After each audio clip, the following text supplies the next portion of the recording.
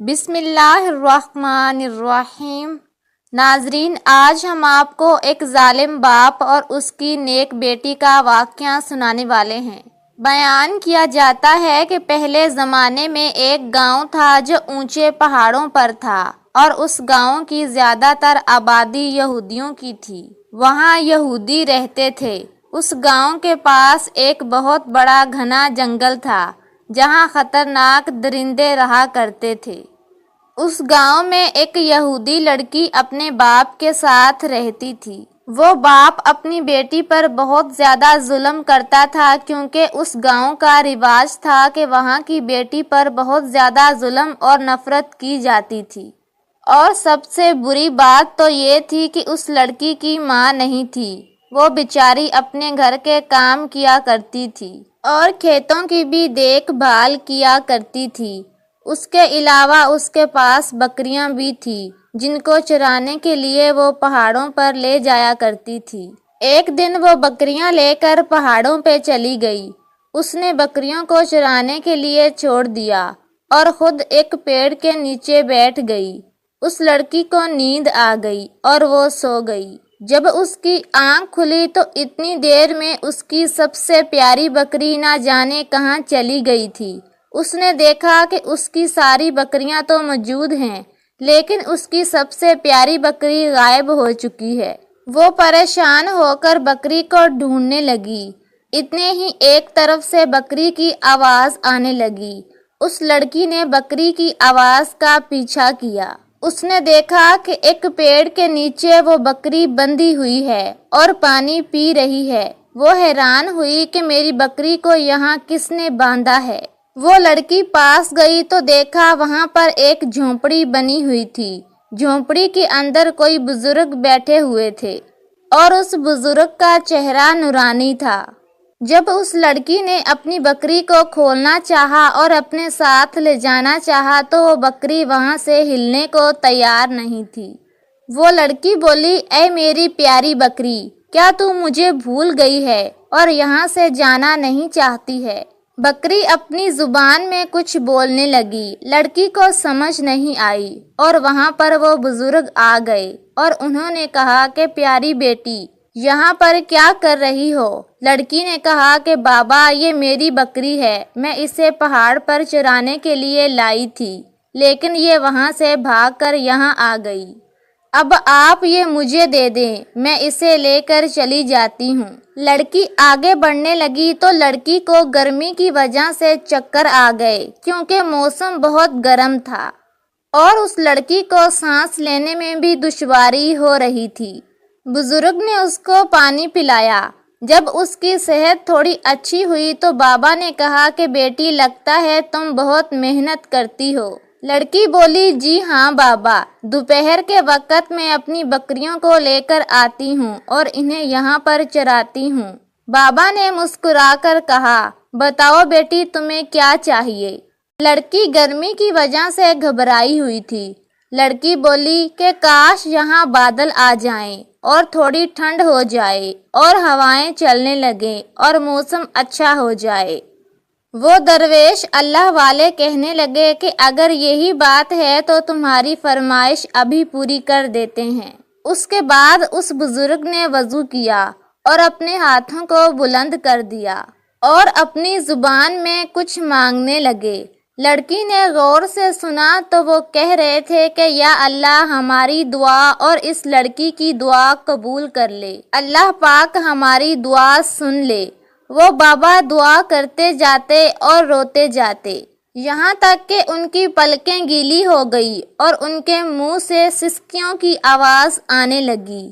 وہ پوری طرح گڑ گڑا کے اللہ تعالیٰ سے دعا مانگ رہے تھے اور وہ یہودی لڑکی اس بزرگ کو دیکھ کر پریشان ہو رہی تھی اور سوچنے لگی کہ زندگی میں بے شمار لوگوں کو دیکھا ہے لیکن اس طرح کسی کو مانگتے ہوئے پہلی بار دیکھا ہے، اور عجیب بات تو یہ ہے کہ وہ نہ جانے کس سے مانگ رہے ہیں۔ ان کا رونا بہت ہی عجیب اور مختلف ہے۔ لڑکی پریشان ہو کر اور خوف زدہ ہو کر اس بزرگ کو دیکھ رہی تھی کیونکہ وہ ایک یہودی لڑکی تھی۔ اس لڑکی نے اپنے چاروں اور دیکھا کہ اچانک وہی سورج جو اپنی آنکھیں دکھا رہا تھا وہ سورج کہیں جا کر چھپ گیا ہے۔ ہوائیں جو بہت زیادہ گرم تھی ٹھنڈی ہونے لگی، ایسا لگ رہا تھا کہ کہیں پر برف گر رہی ہو۔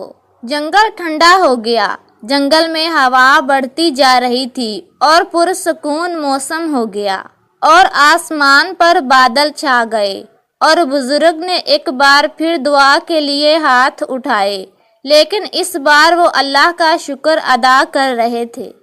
لڑکی نے دیکھا کہ بزرگوں کی دعا تو قبول ہو گئی ہے، اور اب بزرگ کیا کر رہے ہیں، لیکن بزرگ تو اللہ پاک کا شکر ادا کر رہے تھے۔ بزرگوں نے جب اللہ پاک کا شکر ادا کر لیا تو وہ لڑکی کے پاس آئے۔ لڑکی نے دیکھا کہ ان کی سفید داڑھی آنسوؤں سے تر ہو گئی ہے۔ انہوں نے ہاتھ میں موجود رومال اٹھایا اور داڑھی کو صاف کیا، اور بزرگ بولے، اے بیٹا، دیکھ لو کہ میرا رب اپنے کسی بندے کی بات نہیں ٹالتا۔ لڑکی کہنے لگی کہ کون سا رب؟ کس کا رب؟ آپ کیا کر رہے تھے؟ کیا آپ مجھے بتائیں گے؟ اور سخت گرمی میں یہ موسم اتنا ٹھنڈا کیسے ہو گیا؟ آپ کس رب کی بات کر رہے ہیں؟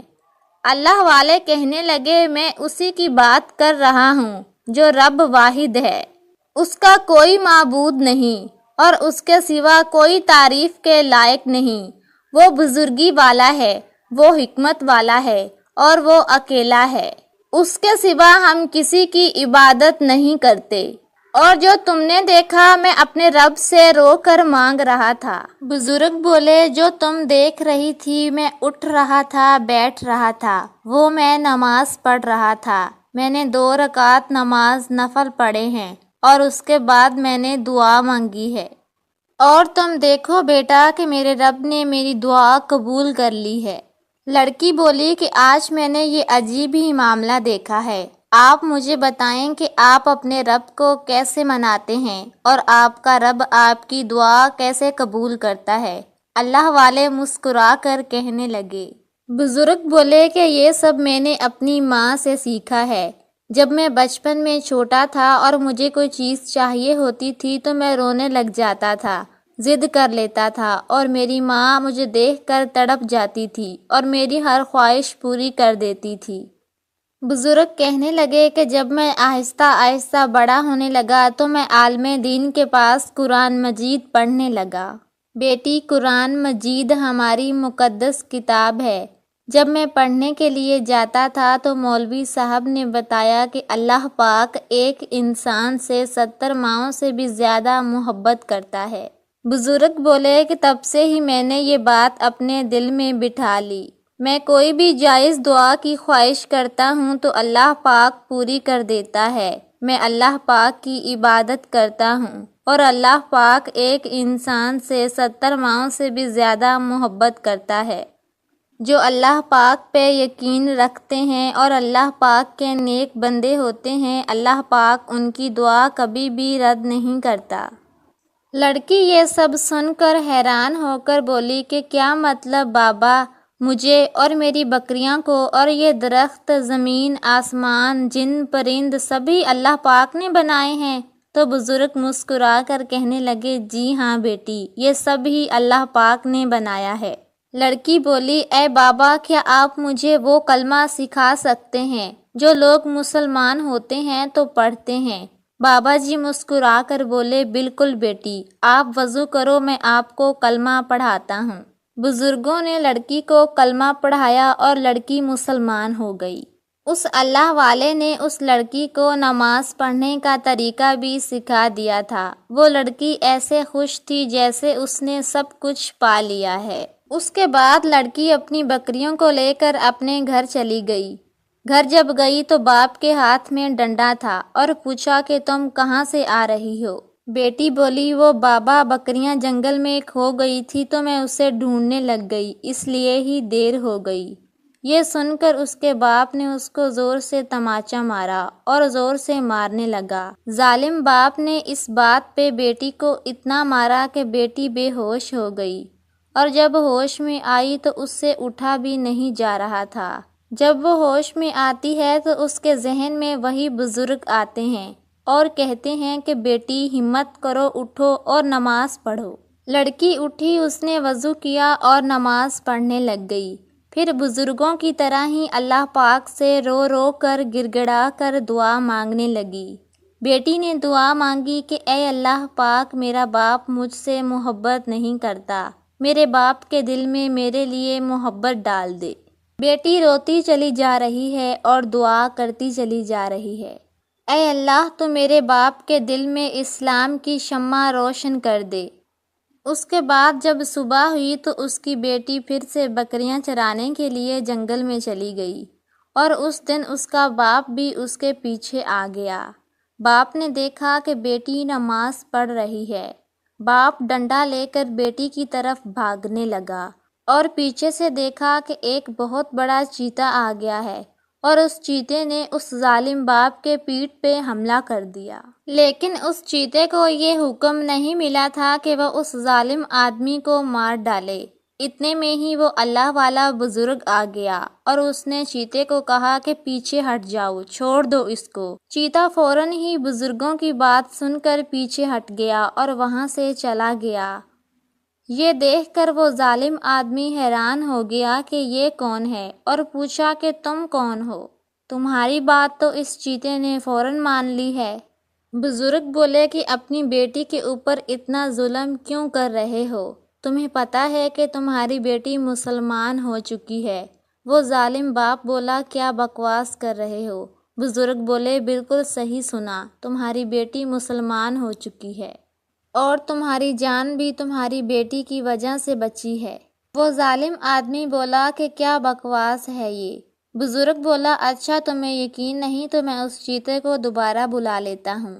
بزرگوں نے آواز دی اور بزرگوں کی ایک آواز پہ چیتا دوڑا چلا آیا۔ یہ دیکھ کر اس آدمی کے پسینے چھوٹنے لگے اور وہ بچاؤ بچاؤ کرنے لگا۔ بزرگ بولے کہ اب تم اپنی بیٹی پہ ظلم کرو گے، اسے مارو گے، پیٹو گے؟